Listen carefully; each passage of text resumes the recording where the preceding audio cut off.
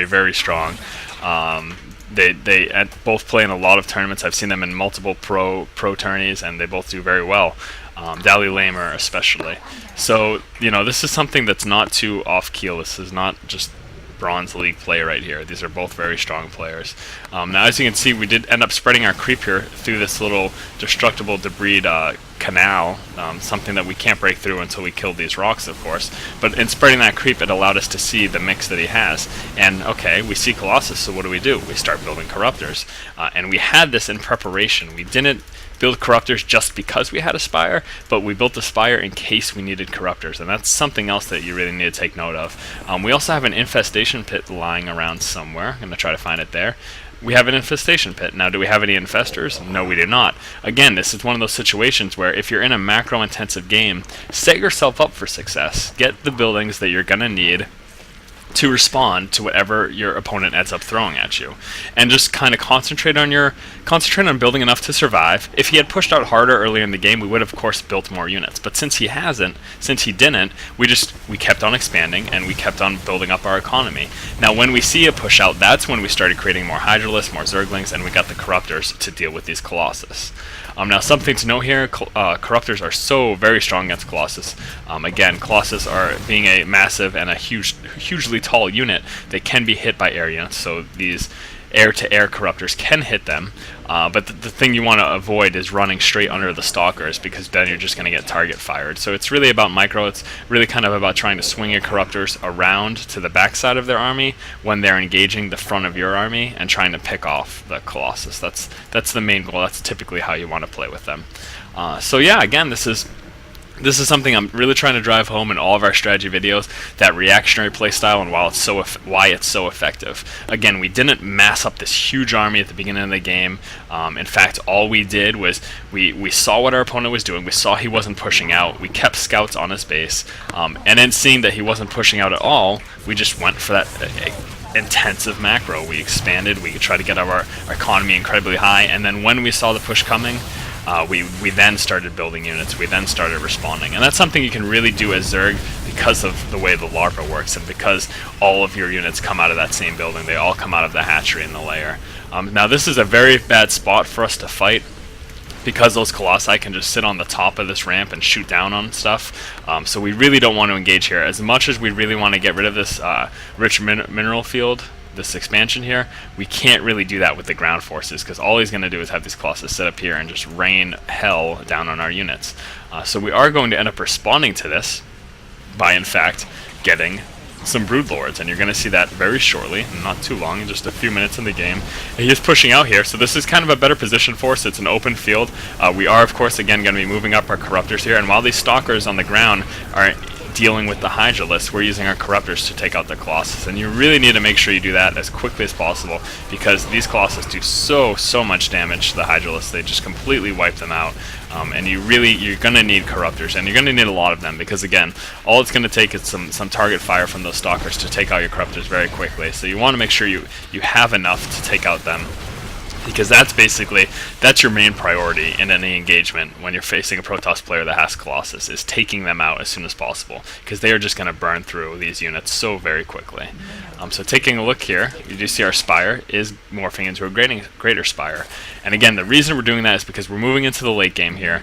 We're seeing that there isn't much Stargate tech coming out. We haven't seen any Phoenixes at all, so we're not really too worried about his anti-air from a distance. Obviously the Stalkers do pretty well anti-air, but with Broodlords being shooting from so far away, and the majority of the damage coming from the Broodlings, we don't really have to worry about the Stalkers at that point. They're not going to do too much unless they manage to get the Stalkers underneath our Broodlords. But that's just about unit placement, that's about micro, and so as long as you can do those things properly, it shouldn't be too much of a problem. So again, this is how we're responding. We're making just enough to fend off any attacks. We're making sure we keep our economy high. We've kind of expanded to the point of no return at this point. Basically, our only option at this point is maybe to try to break through these rocks or get some overlords to lift up some drones and drop them over here, or to do the same thing over here. It's going to be hard, again, for us to push down here up until the point that we have broodlords, and we obviously pushing into this central location, we're going to get swarmed from both sides from his army. So we're kind of stuck right here, and this is why we're deciding to go for that broodlord tech, because if we don't, then we're not going to be able to do too much else. So taking a look down here, we do have these corruptors scouting about, trying to see if they can pick off any unwaring?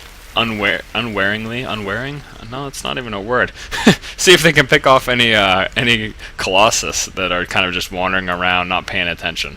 There we go. I'm going to use a full sentence instead of trying to figure out what that word I was trying to use was. But as you can see here, you know, we don't have this massive army. We're not overreacting. We're waiting until we see what he's going for, and then we're responding in turn. And again, because of the way Zerg is structured, because of the larva ability, we are capable of doing that. We can wait until the time is necessary for us to do something, instead of doing something too early before knowing that we need to. Now at this point, we are, again, moving forward with these broodlords. This was our tech switch. This was our decision, because we were kind of put in a bind with not much room for expansion. And with the type of mix of units that he had. And now, as you can see, these broodlords are so very strong. There's just the fact that they shoot from far away. They're not directly engaging the units. The unit AI is kind of forced to attack the broodlings. Something you want to avoid is this right here. If you get double, triple size storm on your units, try to make sure you move them. My guess is that the Zerg player here was paying attention on trying to micro his broodlords to make sure that they didn't die. And that obviously, of course, is the smarter of the two decisions, because those are the larger investment. They cost a lot of minerals and Vespians to get out. Now at this point, the Protoss opponent does go ahead and call good game. It is because he kind of realizes that there's not much he's going to be able to do at this. He doesn't have the proper mix to handle these broodlords. And again, we went for these broodlords because we saw we were in the position where our ground forces going up against his colossi, unless we just vastly outnumbered them, then we weren't going to be able to do too much. And because we were kind of behind in the expansion, and because he had this high yield, us vastly outnumbering his forces wasn't likely to happen. So we had to respond by going for these broodlords, going for a higher tech that's going to be harder for him to deal with. I'm going to go straight to everyone view and just take a look at everything that was going on here. As you can see, he had this expansion up. This one was about out of minerals. And taking a look at his tech here and its units, he does have those few colossi right there. Going back to his base, not too much going on right now. It doesn't look like he has any starports anywhere on the board. So again, without being able to get Phoenix or Void Rays out, he wasn't going to be able to deal with those broodlords, and that is, of course, why he called good game. So we're going to try to just go over things real quick here, go over exactly what happened in this game and why we did what we did. Started off just going for that standard opener with that extractor, followed up by that 14 spawning pool. We used the Vespian for that extractor, and the decision we ended up going for was to get those speed links. Now we scouted our opponent. We did see that this blockade was here. We saw that this fast expansion was likely to be coming, and it was going to be difficult for us to push in without taking significant losses. So our response at that point was, of course, to go ahead and expand ourselves.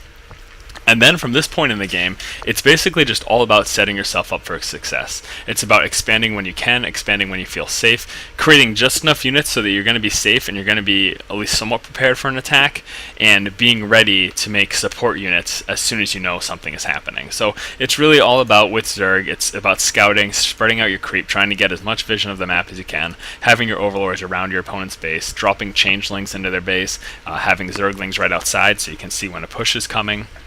Using all of these to your advantage, and then responding when it's necessary, getting those units when it's necessary. And the other thing to note here is getting those buildings and using them when you need them. Again, we got this spire, and we didn't use it. We didn't build any corruptors or any mutalisks until we saw that our opponent did have colossus. And then again, we got this infestation pit, and we didn't do anything with that.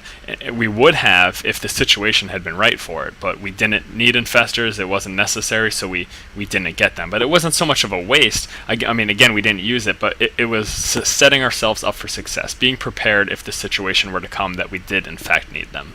So yeah, guys, this has kind of been a look at a longer game, more of a macro-intensive game.